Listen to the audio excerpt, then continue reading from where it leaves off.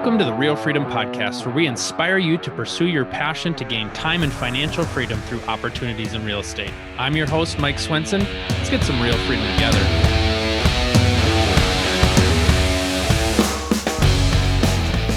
Hello, everybody. Welcome to another episode of the Real Freedom Show, talking about building wealth, gaining time and financial freedom through different opportunities in real estate. I'm your host, Mike Swenson. And today we're here to talk about some business healing. And so who better to talk about business healing than the business healer himself, Knolly Williams.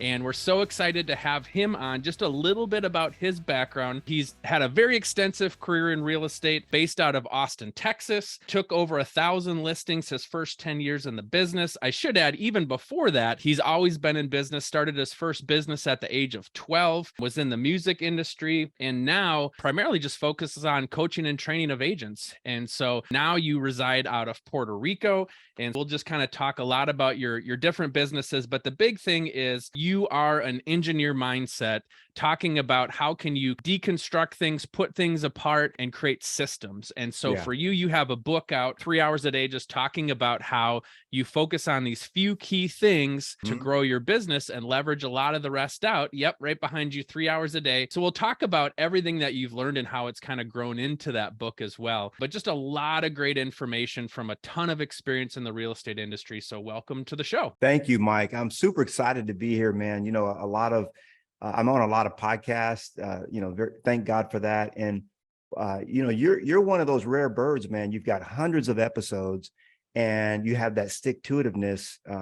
Now that I know your personality profile, I can kind of understand that side of it, but kudos to you, man. You've built a beautiful podcast and I'm honored to be part of it. Yeah, I'm consistent. If for better or worse, Absolutely. as a high SC, we're consistent. And I mean, I think they said, 90% of podcasts don't make it more than 5 episodes. And, we've been doing this for 2.5 years and now doing 2 episodes a week here, now starting our 2nd month. I love highlighting people, sharing stories. So why don't you just share a little bit about your background growing up, being a young entrepreneur, and we'll get at it from there. So I got to say, Mike, the big word that comes to mind as you were talking about my background and saying that, and I really don't share this much. In fact, you may have never heard me sharing some of this. Was scared. That's the big word. I was a scared kid, man. When I was 6, 7 years old, my mom and dad separated, and I was very, very traumatically affected at a deep emotional level, one beyond my comprehension. And as I look back on it, I'm thinking it wasn't that big a deal. People separate all the time. I mean, 50, 60% of marriages do end that way.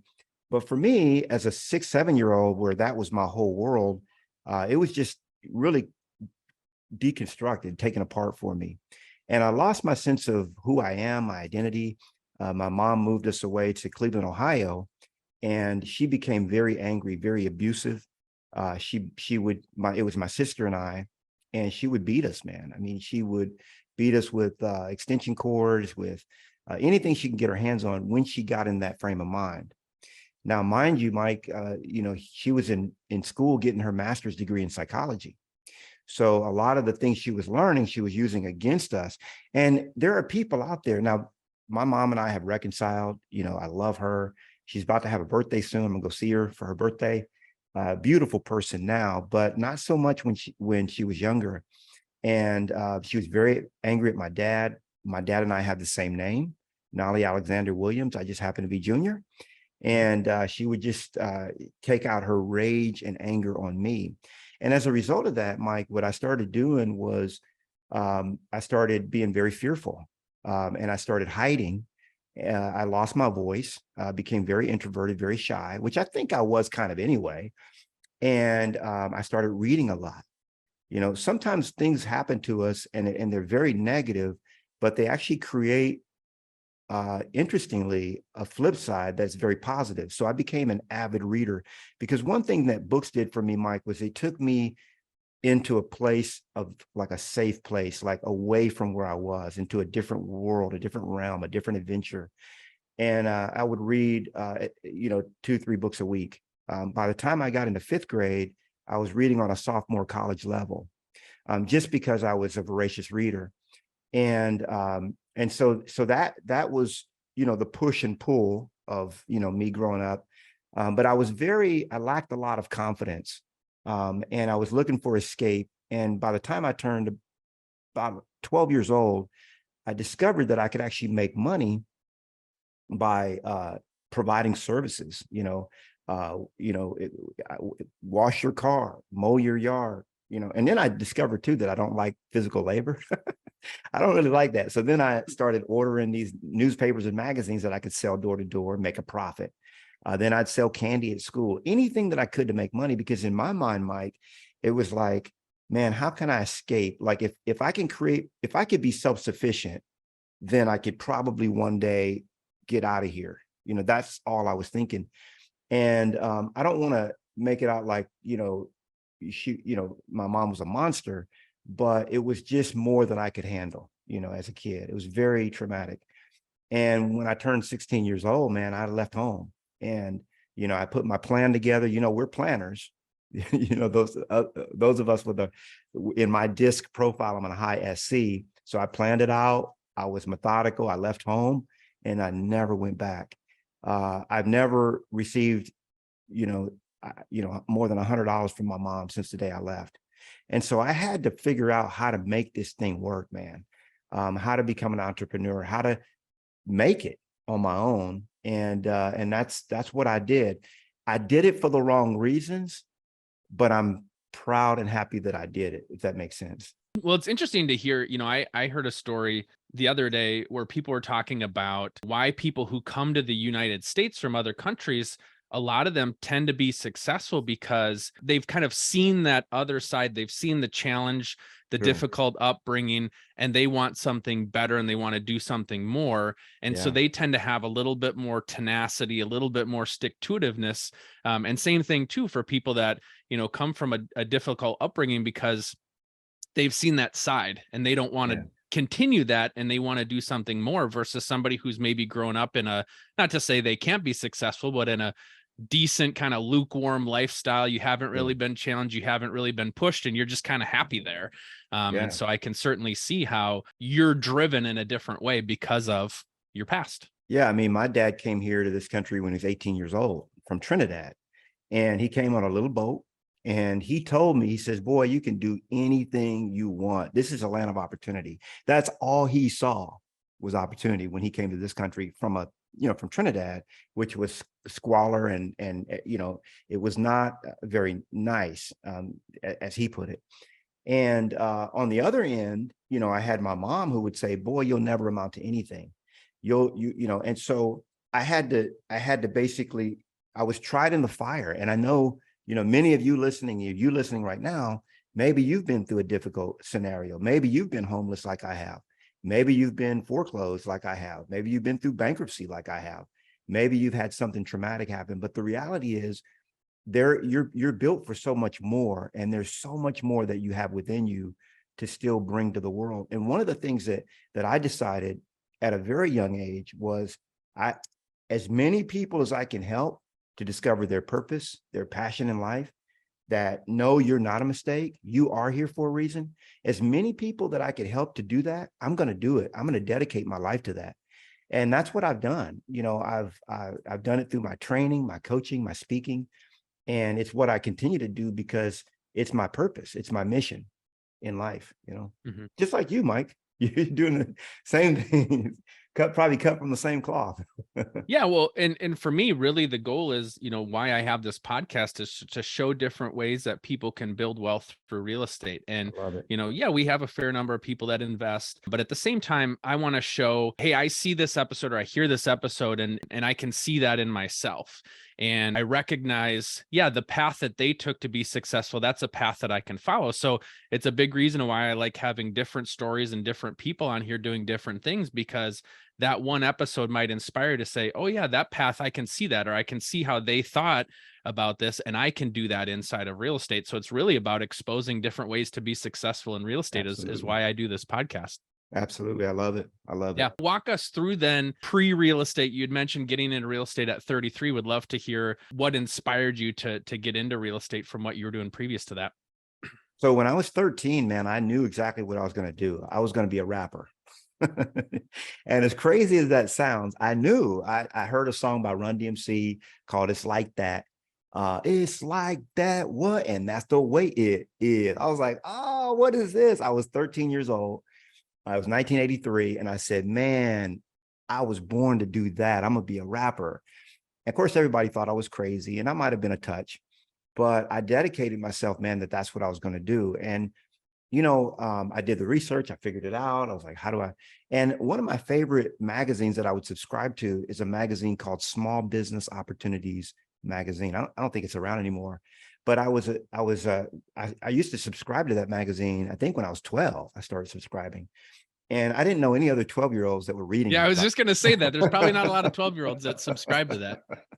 In fact, that same year when I was 12, I enrolled in computer programming classes because I thought I was going to be a computer programmer. So I was going to be a computer programmer that rapped, I guess. But that was really a beautiful thing, Mike, is that I had some sense of direction, whether it was crazy or whatever it might have been. I had a hope, a vision, a reason for like, okay, this is what I'm going to peg my stake to. And so by the time I was 16, I was already going into studios, recording, doing stuff like that. We lived when I was 10 years old, my mom moved us from Ohio to South Central LA. And South Central was pretty bad back in 1980. It's better now, I hear. But then she moved us sort of the outskirts of LA, still in Los Angeles. And it was just rough, man. There was gangs and everything like that. And so I started moving into doing gangster rap. That was what everybody was doing back then. So I would start doing gangster rap and everything. And I left home and I was going to studios, recording my gangster rap. And I had an encounter with the Lord, man, at age 18, and I left it all behind. And my uncle came to California, said, boy, you need to come visit me in Austin, Texas. I said, man, I'm not going to Texas, bro. Mm-hmm. And I said, okay, I'll go visit. And I never left, man. I took a duffel bag for a 3-week visit, and I was like, this is it. And I never left. And that's why gangster rap never took off in Austin. So it didn't take off. No, because you didn't do it there. So I got into doing Christian rap. And so I started my record label, the idea for it when I was about 19. And then when I was 23, I quit my job and went full time into my the music business full time. And I raised $1,800 from family and friends. And it was interesting how I did it. So I just asked, like, hey, Mike, I'm starting a business. It's my first business ever. I've been wanting to do this since I was 12 years old. And would you mind helping me start my business? I need $1,800 to record my first album. And I'm doing shares. They're $25 each. And you can purchase as many shares as you want. I mean, you're not going to get no ownership, or it's not a loan. You're just going to help me reach my dream. And man, and I put a letter and I had a self-addressed stamp envelope. That's how we did it back in the day. This is before email. I'm talking about this was 1993. And I got all these, people just was loving on me. And I raised the $1,800 So I gave my boss at the time, I worked for a law firm. I noticed that, hey, it was a 3-month notice. I'll train my replacement, because I was doing graphic design. I had self-taught myself how to do it for a law firm. And I started this record label. I did a magazine and a record label. And I told my wife, because we had 2 incomes, I said, look, if you support our family for 12 months, for 1 year, you'll never have to work again. You'll be able to quit your job. Things are going to be great. And you'll never have to work again unless you want to, or you can just work with me, and that's it. 11 months later, bro, to the day, just about, she quit her job, and she's never had another job outside of working with me. Or if she decides she didn't want to work with me no more, she just didn't work, and so God had really, really blessed it. Within 5 years, I was making over $150,000 a month in that business. I had 18 artists, 14 employees, and it was quite a big operation. We were distributed by EMI Capital. I figured out the game, the business. Didn't know what I was doing when I got into it, but I figured it out as I went. And I made my first $1 million by the age of 29, and I was doing really well, very well. And 3 years after that, after I was a millionaire at age 29, bought my first house when I was 26. And it was a nice house, 6,000 square feet, 7-bedroom home on 10 acres. And 4 years later, man, I was flat broke, lost it all. And I was bankrupt because the music industry changed, Mike, and I didn't change with it. Everything went digital. And I had my head in the sand. I said, man, we just came from cassette to CD. That MP3 ain't going nowhere. The internet had just come around. I mean, within a few years of this. I mean, we just got on the internet in 1997 with our website. So, I was, to cut that long story that I've already told down, basically I was sitting at the closing table. I was able to liquidate my home right before it was about to be taken by the bank. And I paid the real estate agent $29,375, okay, on the settlement statement. And I said, wait a minute, huh? So I looked at Jack McDonald. I called him up. I said, man, you think I could do this? That was my Remax agent. I said, man, you think I could do real estate? He said, yeah, man, you could totally do it, bro. From what I've seen, man, you could crush it in this.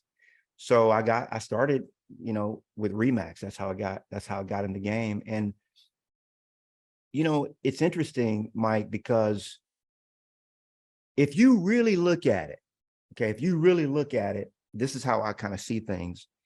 There's sort of this unseen hand that's sort of guiding your life, every play, every step of the way. You may not acknowledge it. You may think it's just coincidence. But I know even when I was on the streets, going from house to house at age 16, 17, 18, I call it the land of anything goes because I was out there bad.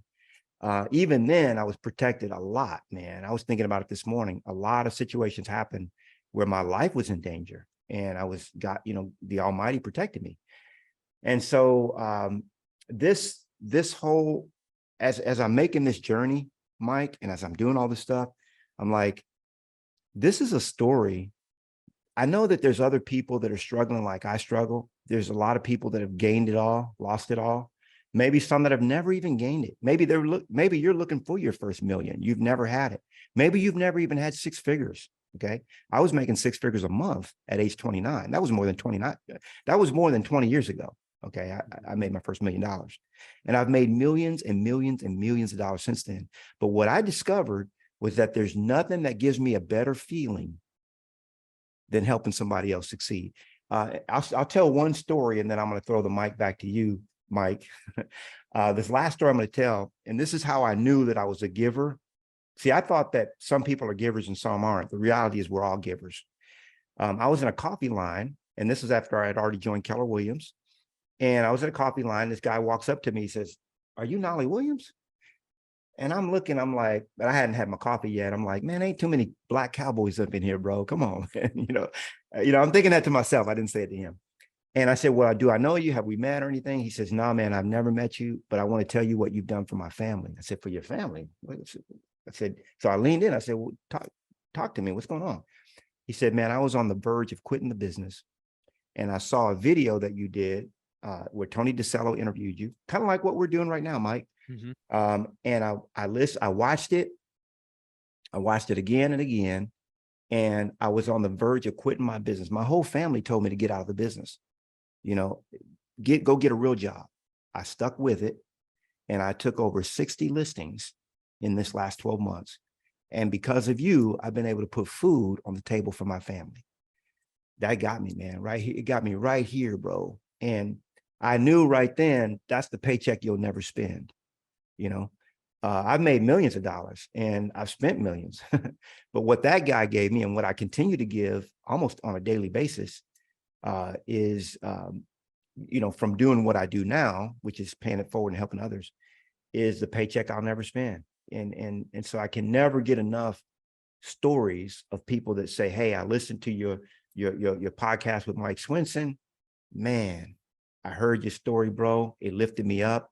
And I went on to start this business or whatever my case might be. And I've heard some crazy ones, Mike, people that were on the verge of suicide and so on. And so that's why I do what I do, man. And I'm very excited to do it. Because you've had such a broad experience in business that you see things in a different way. And what I love is a fresh perspective. I get to coach newly hired admin in a consulting business. And I tell them, like, you'll never have a fresh perspective on being in real estate. This is on kind of more the residential admin side, but they see things a different way. And so many times people who have been in real estate for so long don't see that. And I love your comment where you said, the industry's changing and I didn't change with it. Yeah. And that makes me think about real estate as well, because there's so many different things happening with technology and all those different things that it's changing, and you have to be smart enough. Just because you're successful, you still have to learn to adapt at the same time. And so you've been able to kind of see success in different industries and apply that to the industry you're in today, or the thing you're doing next. And for somebody that's a trainer and a coach, you can pull lessons from your past experiences in different industries and apply them to where people are at today. So I love that. Yeah, and the fact that I love to study other industries is a big bonus too. I just geek out on it. It's not something that everybody loves to do, but I've always loved. I just love the idea of business. I mean, I wanted to be a pastor. I'm gonna tell you the truth. When I started getting in the scriptures, man, I've been a Bible teacher since I was 18 years old, and I wanted to be a pastor. I was like, man, I'm gonna start a church, boy. We're gonna do it, man. I'm gonna go against I'm gonna go against the enemy. And I was on it, and I didn't have a peace about it. And I remember one day, and because I study quantum physics, that's my favorite subject.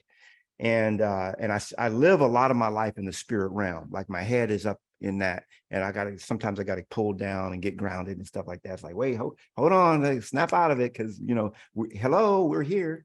So, but in the spirit realm, which is, I believe we're spirit beings. I like the way Wayne Dyer said it. He says the soul is just, the body is just a garage where we temporarily park our soul. The body is just a garage where we temporarily park our soul. So that's kind of how I see it. But I remember one day the Lord took me out driving around. He said, let me go show you something. So he said, what do you see? And I was driving around Austin in a certain area of town. So I look up, there's a church right on the corner. So I kept going, driving around. He says, there's another church. Then I drive down the street, made a U-turn, whatever, and there's another church on this side. And it says, man, I got that covered. I don't need you to be a pastor, bro. I got you in the business. I want you to be the business healer. And I got into the business realm, and that's what I love. I love it, man. I love making money. I got no shame in it. I just love it, and I like to look at the different ways that people make money. So that's why I love your show too, bro, because that's what you're exposing. And the reality, Mike, somebody listening to you and I right now, if you're not making the kind of money you want, or you're not living the kind of life you want, or you don't have the kind of freedom, like you don't have time freedom, location freedom, or financial freedom, or all three, hopefully. It's not that you maybe don't know something, or you haven't learned something, or that maybe it's that you're not implementing. Maybe it's that you're not consistent like Mike is. Maybe there's just fear involved, and maybe you need a business healing.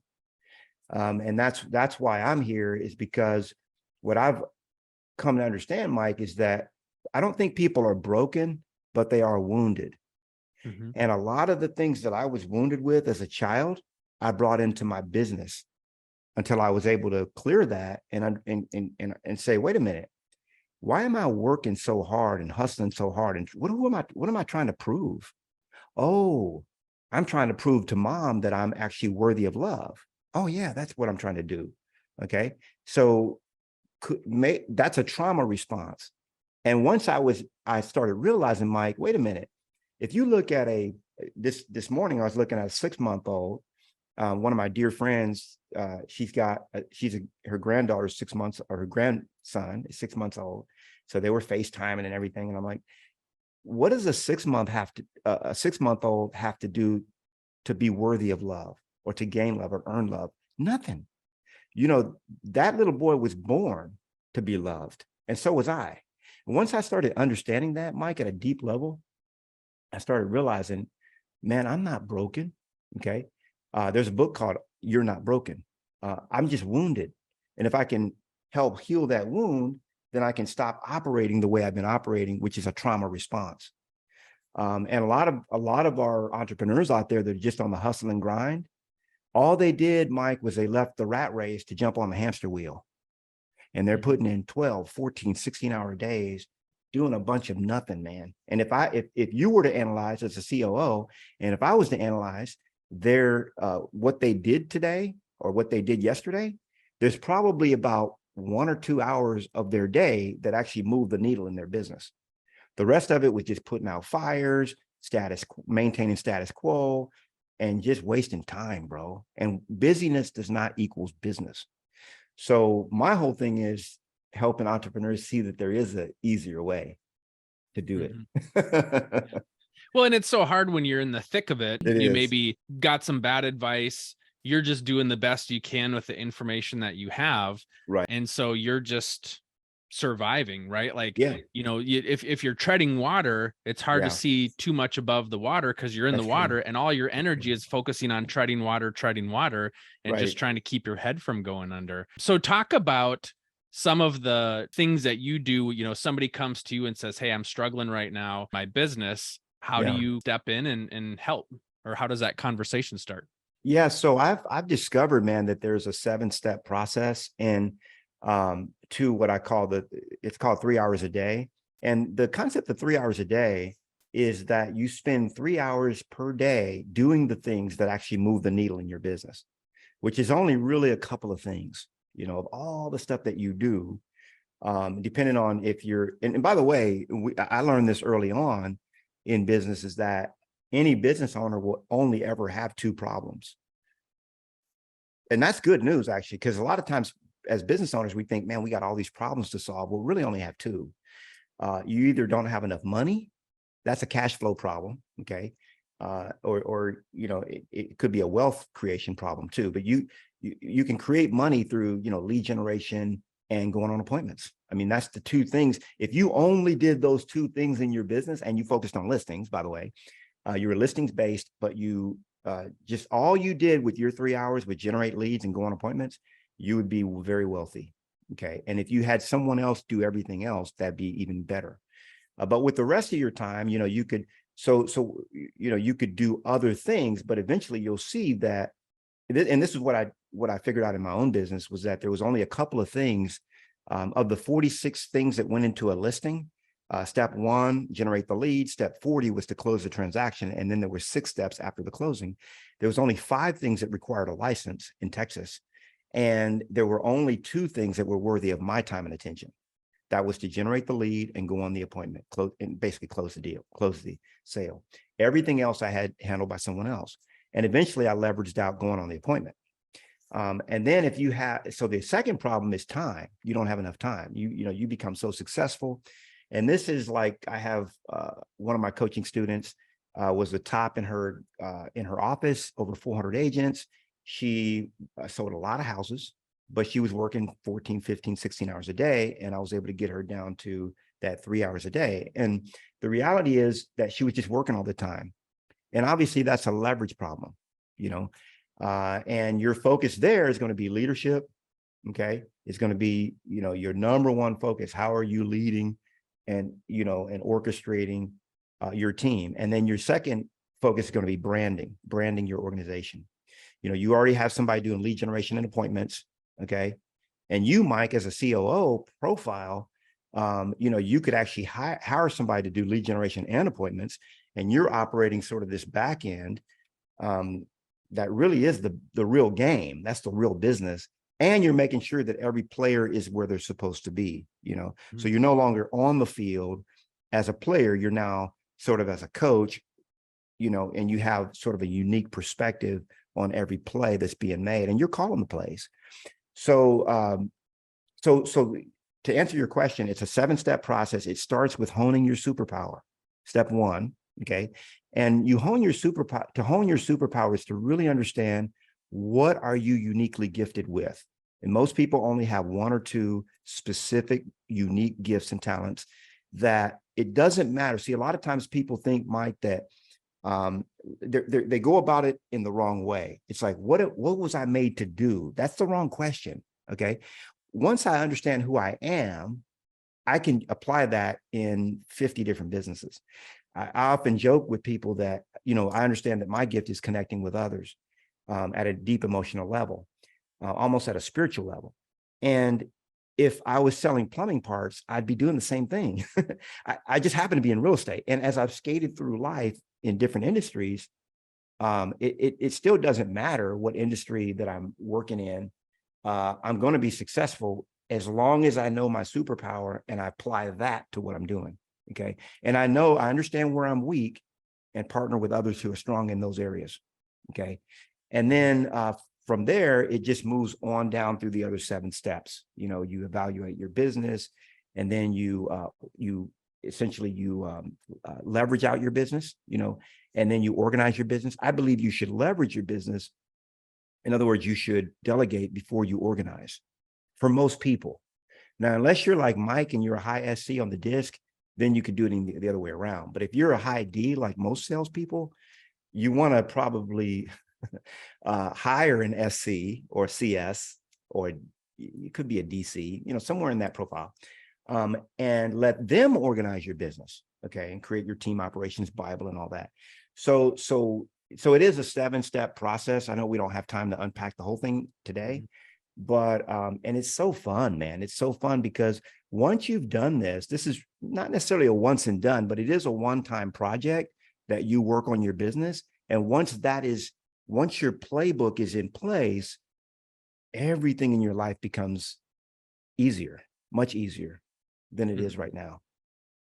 So what are your 3 hours a day look like? Where do you spend your time, or where's your focus? Yeah. So my focus now is on branding and leadership.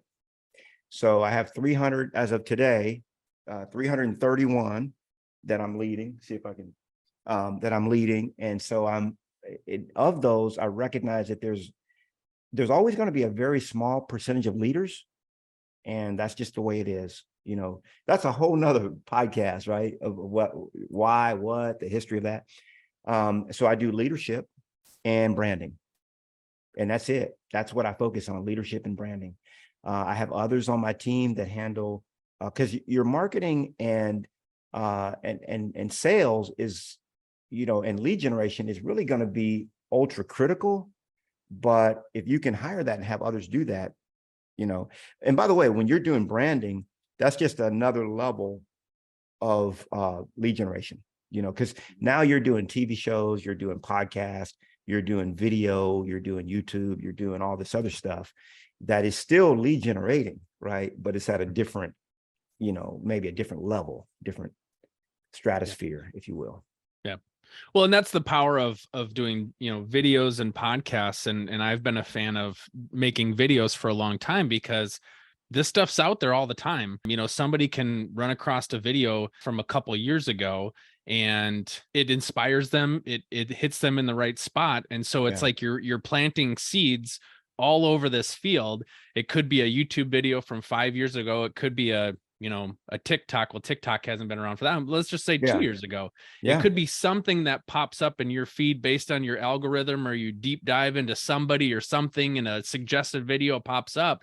And so creating video content is you're just planting seeds all over the place. It could be 5 years, 10 years from now that pops back to you. So that's the importance for me of creating great video content. Let me say this real quick, Mike. Is that, we're here for 3 reasons. Number one, we're here to be. We're human beings, not human doings. If you look at the study of creation, it's not like God created us to work for him. I mean, we didn't even have jobs, when we were created. We were just there. Like he said, enjoy the garden, man. Just enjoy yourself. That was our job, was to have fun, So we're human beings first and foremost. We're here to have an experience, is what that means. Number one, we're here to do something. You were here, you were created to have a mission. You have a purpose, a unique purpose. And then number 3, we're here to give. Okay, we're here to be, do, and give. You are a giver. If you're not giving right now, it's just because you haven't tapped into that. But I believe every person is here to give. So those are the 3. You asked me, what am I doing today? Here's actually my schedule for today, Mike. You're listening to the podcast, can't see this, but I'm showing Mike. This is my 3 hours. I've got a podcast with Mike Swenson, the man of the hour. Okay, that's 1 hour. Then I'm going to be on another podcast this afternoon. And then I'm planning a book tour. So I'm going to spend 1 hour doing that. I've got other team members that are in play with that as well. And that's my 3 hours today, and I do it now. And by the way, it doesn't mean that you have to cut your workday down to 3 hours like I do. Some people are going to work 8 hours, but you're going to spend 3 hours a day. This is all science. And, the book is out on McGraw-Hill. And we did a lot of science behind all of these things that I'm sharing, a lot of the studies and so on that are out. And the reality is there's only about 10% of the things that you do every day that are creating 90% of the results in your business. And if you could only spend your time focusing on the 10%, you'd probably be working 3 hours a day. Now you could work, 8 hours a day, but as long as you're doing those 3 hours, I don't care what you do with the other 5, because you're actually still moving the needle. And eventually you'll be like, why am I working these extra 5 hours? I really don't have to. And then you'll be like, okay, well, what am I going to do? And people have a lot of fear, Mike, because most of us are workaholics. I know I am. I'm probably still be classified that way, because I never took time to tap into the other 14 life areas. So I just spent it all on work, and I didn't realize there was 13 other areas of life that I could actually take my time and attention and get that dopamine fix, which is what I was after. I mean, let's be honest. I like the rush of business and the dopamine hit that I'm getting. So now I'll book a one-way trip to Europe, and that's a dopamine rush for me.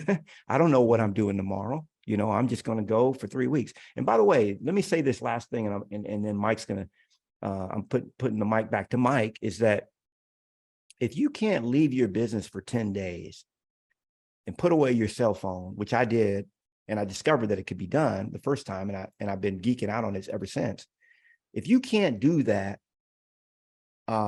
without some kind of traumatic something happening in your business or robbing you of your joy while you're actually on your vacation, then you need a business healing. Your business needs a healing. Yeah. And I mean, we talked about so many great concepts, and we didn't talk about, anything specific to real estate in terms of, how to get a listing, what to say to a buyer or seller, something like that.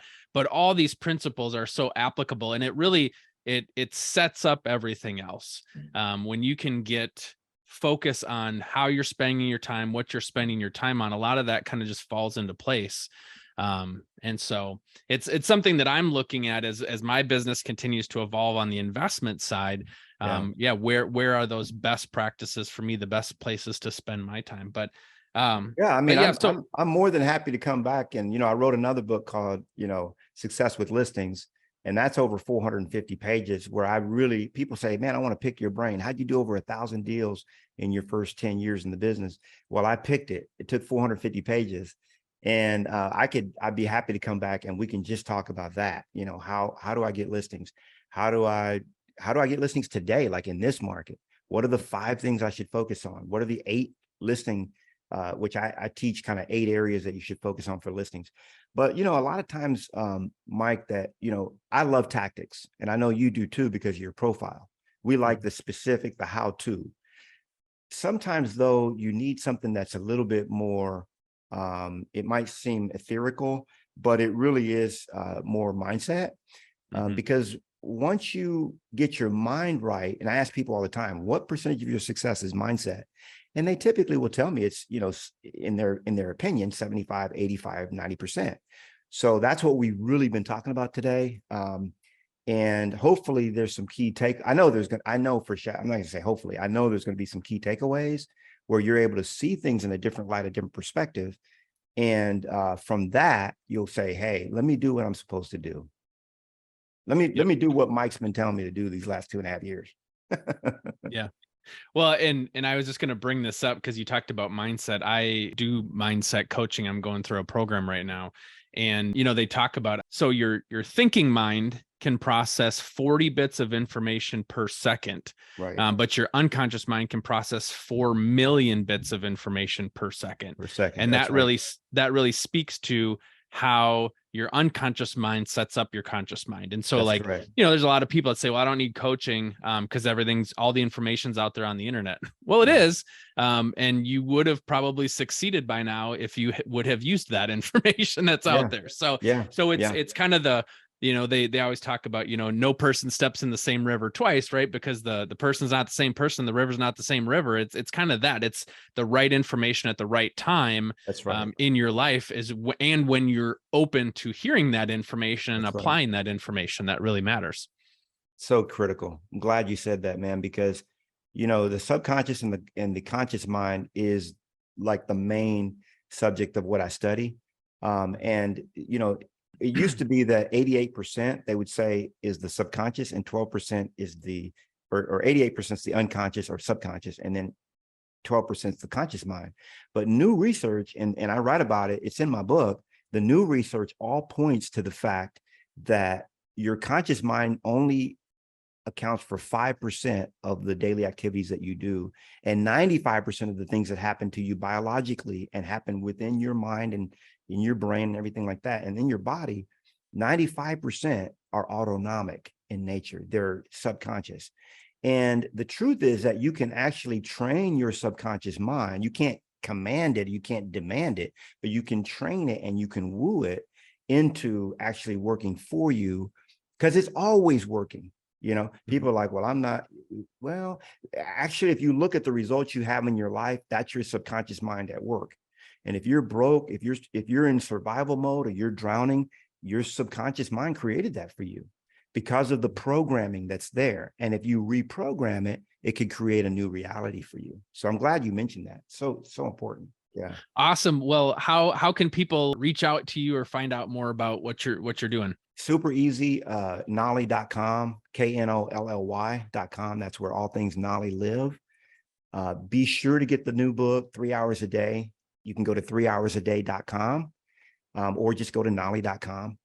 And it is already a bestseller. So I appreciate those of you that have already picked it up. Came in at number 31 in the top 100 there on Amazon in the entrepreneurship category as a new release. And it's on McGraw-Hill. And so I'm super excited about it. Make sure you get that, because that's me pouring into you everything that I know about really how to cut a 5 to 7 year learning curve off the trajectory of your success, and start getting your mindset right and the tactics to go through the 7-step process for creating the business of your dreams and the life of your dreams, I should say. Awesome. Well, thank you so much for coming on and sharing your wisdom. It's just amazing all the stuff that you've accomplished in so many different areas of life too. You certainly have experienced a lot and been able to apply that to where folks are at today. So yeah, thank you so much, the business healer, Knolly Williams. Really appreciate your time today. Thanks, Mike. Appreciate it, buddy.